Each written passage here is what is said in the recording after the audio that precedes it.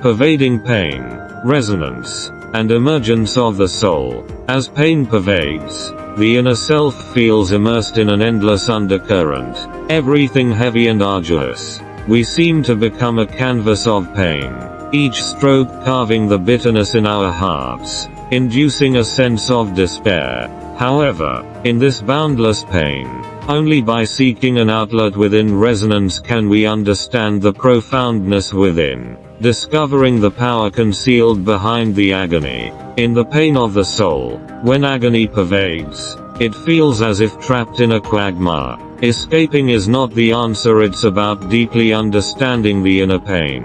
Like the resonance of strings, moments of pervasive pain become opportunities to perceive the inner strength.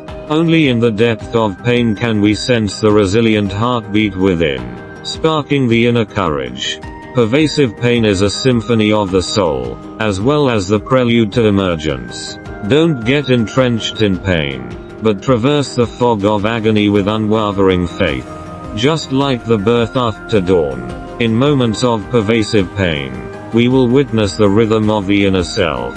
Only in the resonance of pain can we listen to the resilient heartbeat in the deepest recesses of the soul, playing a brand new melody.